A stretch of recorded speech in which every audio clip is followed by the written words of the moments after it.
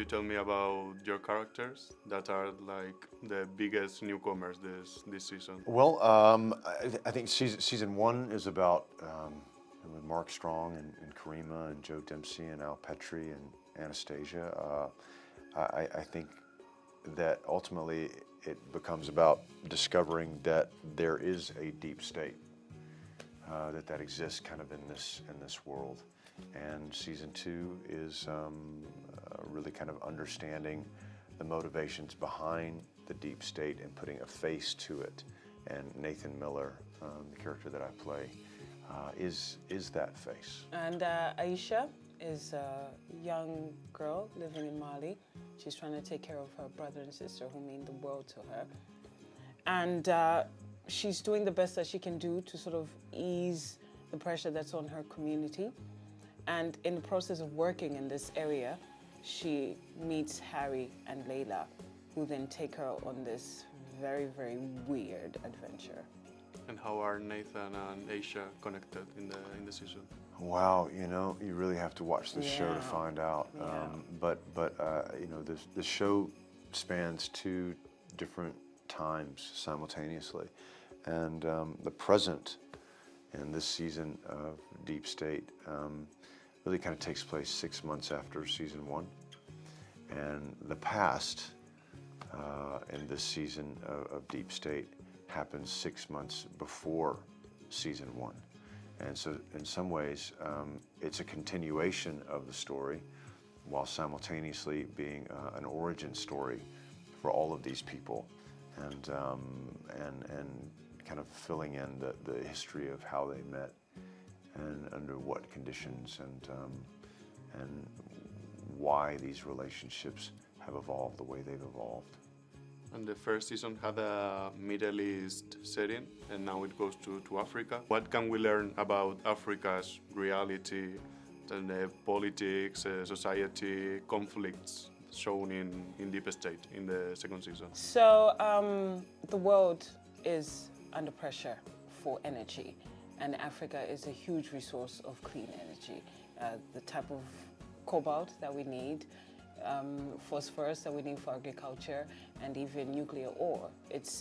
Africa is rich in these types of resources. So now, obviously, the world's attention is to Africa to find out how they can get this to sort of ease the pressure of the global people. So this time around, Deep State has its attentions on Africa, and we get to find out what are the unique challenges that Africa has to now face because of this sort of interference from other countries. I think you're right. The season one of Deep State did a really good job of exploring kind of the Middle East.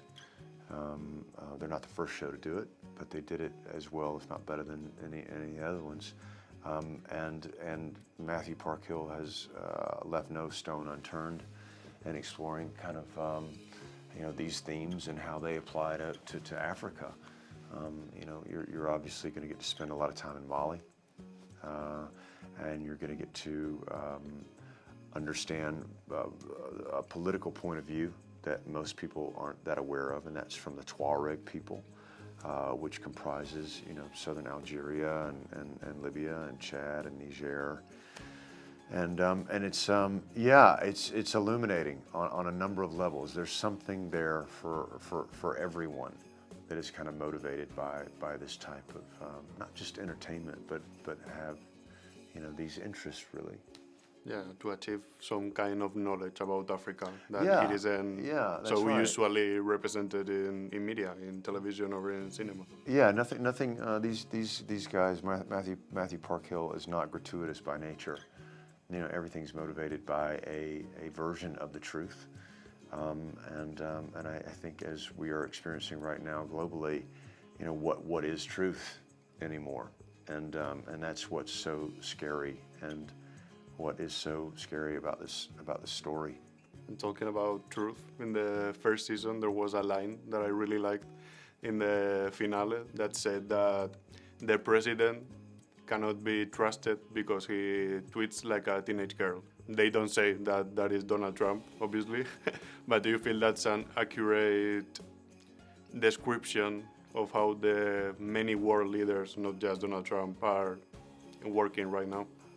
Well, yeah, I mean, I believe that a Pandora's box has been opened, you know, and look, there have been, you know, bad players on the national stage for a very long time doing really bad things, and now we're just in a very precarious place in the world where I don't know what's up, and I don't know what's down. I don't even know what's sideways really anymore. And I think in my country, you know, that this great experiment through self-expression that me has overwhelmed team, and you know, we don't have as much skin in the game as we probably need. You know, that we need to kind of get back to, okay, well, let's just look out for our brothers and our sisters. We're kind of experiencing that like all over the world right now, and it's a really scary, confusing place to be. And in this kind of world that is such a mess, and with this type of leaders, do you think that the line is thinner than ever between a show like maybe Beep, like a comedy, and Deep State, that it is a political thriller, that it isn't, they aren't so different in what they talk about? I think what your question is the line between a drama and a political satire. Okay. Are they kind of one and the same?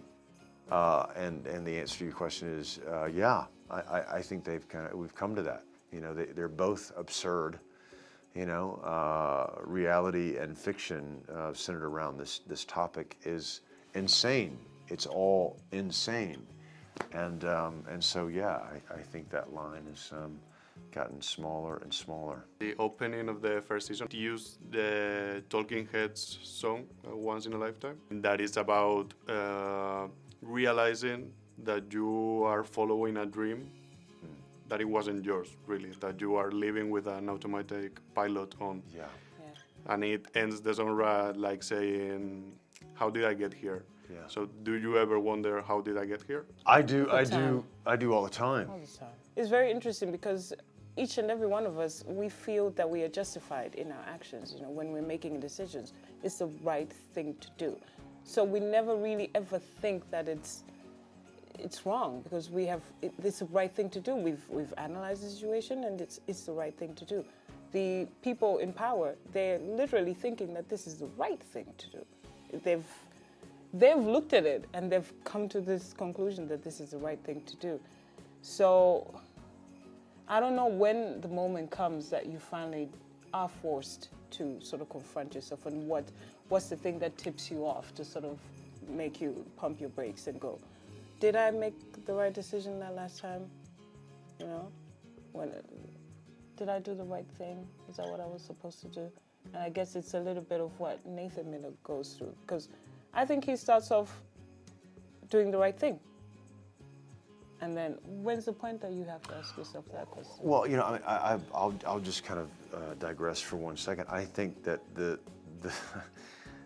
mantra, how did I get here, is kind of universal for every character that Matthew Parkhill creates.